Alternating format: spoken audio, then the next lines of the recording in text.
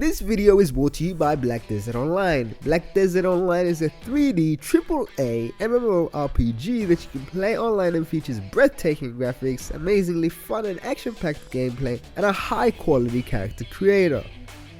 The latest update adds Black Desert's 18th class, Shy.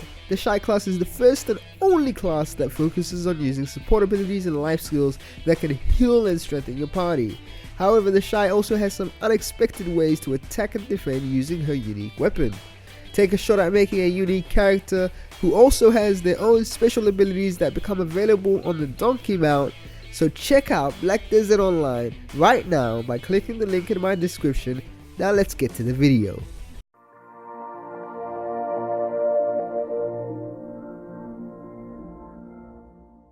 Summer is finally here. With the warming weather comes a brand new season of anime that we can all gush over for the next 3 months and forget as soon as the next season begins. But summer isn't the season for cynicism, so I thought I'd give you my list of 5 brand new anime that I'm most anticipating this season and some recommendations that you should definitely check out this summer from what I've seen. Number 5. How heavy are the dumbbells you lift? AKA, do you even lift, sis? My first pick at number 5 is a series which might seem like an odd choice based on my tastes. And in fact, it wasn't even on my list, but rather I had Granbelm here. But I couldn't stand the first 10 minutes of that show, so now we have one post-AX anime that really grabbed my attention. The story revolves around Hibiki Sakura, a girl who likes sweets and gets dirtied by a comment from a friend that questions if she's gained weight. Then she embarks on a journey by going to the gym and working out. As you can tell, it's nothing crazy, but after 5 days of AX hell, it may as well be the best anime of the year. Number 4. Astra Lost in Space. Astra Lost in Space has been on my radar ever since it was published on the Shonen Jump Plus website and then soon after picked up by Viz for their free manga section. As a manga that's serialized digitally, I'm fond of the freedom that's afforded to creators who can forego the traditional approach to writing manga and deliver something truly special. Astra Lost in Space is authored by Kenta Shinohara, who is most well known for Sket Dance, which was serialized from July 2007 to July 2013 in Shonen Jump. The series is a space manga set in 2061 where commercial space travel is possible and accessible enough that a group of high school students get to go to space camp.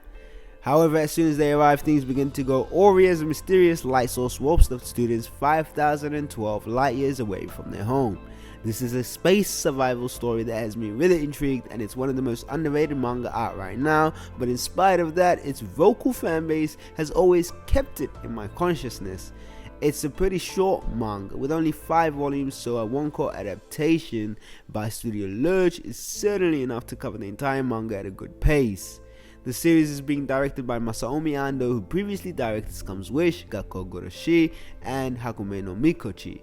For reference, from his catalog, I'm most familiar with Scum's Wish, which was also produced at Studio Lurch. And I really appreciated his approach to directing a gut-wrenching, emotionally charged manga with that series, so I'm looking forward to what he's capable in doing with this series. I highly recommend not sleeping on this series, as I'm sure it's going to surprise us if manga readers' hype is anything to go by. From the first episode alone, it's an hour-long special, so you can enjoy that at your own pace, and you can definitely tell that it's produced by Studio Lurch with all their funny aspect ratios, but I'm just saying, it makes it all the more charming. Number 3. Dr. Stone. As a seasoned Shonen Jump fan, one of my favorite manga in recent years has been Dr. Stone. The manga is written by Reiichiro Inagaki of iShield 21 fame and is drawn by one of my favorite artists right now, Boichi. This is his first manga to get adapted into an anime, so I'm very fond of his work and I'm really happy for him. The story begins at a typical Japanese high school where friends Taiju and Senku have been going to school. Senku is a genius scientist kid and Taiju is a musclehead who can't muster up the courage to confess his feelings to his crush, Yuzuraiha. As he musters up the courage, a mysterious light source appears which petrifies the entire human race as they turn to stone. 5,000 years go by and Taiju finally frees himself from petrification to find Senku, who's been alive and preparing to rebuild society. This sci-fi shonen uses the wonderful power of science to rebuild humanity from the ground up, with Senku taking charge and working step by step to rebuild civilization with 2 million years of human scientific knowledge. Honestly speaking, this is one of the freshest manga out right now, and it's not often that we get a sci-fi manga adapted into anime, so to have two very different but great sci-fi manga in the same season is definitely going to give sci-fi fans their fill. The series is being produced by TMS Entertainment for 24 episodes, with Shinya Ino directing, who was most recently the assistant director of Made in Abyss. Given how much nature plays a part in the series, I can't wait to see how it all looks. As far as I've heard, it's been in production since last year, and the schedule is looking really good so far. As a result, we should look forward to a very polished adaptation of Dr. Stone that's sure to pick up a lot of fans. Number 2, Vinland Saga. Vinland Saga has often been referred to as an unadaptable manga. As someone who's kept up with the series from the sidelines though, I've always hoped that it'd get an anime adaptation eventually, and hopefully not the Berserk treatment. Given that it's centered around Vikings and features expansive nature as well as battles both on ships and on land whilst featuring many soldiers, it could easily have suffered from the fate that Kingdom received. Likewise, this anime also reminded me of Altair, A Battle of Records, which also featured many battles in a warring period. The problem with adapting a manga of this scale is having to animate so many characters on screen whilst having to depict actual battles without using too much CG that looks off-putting.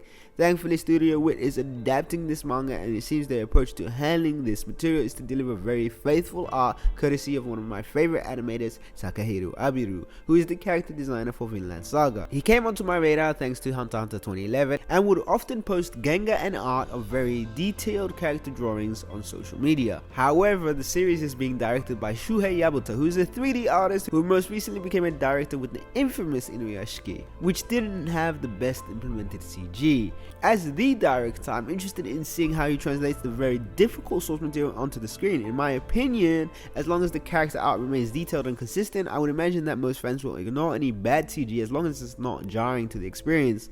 Nevertheless, I'm hoping that the story is also done justice so that audiences can really latch on to the amazing Viking tale. Number 1, Fire Force. Finally, we've reached number 1, which to nobody's surprise is Fire Force. Honestly speaking, I know very little about the manga except that it's being authored by the same creator as Soul Eater.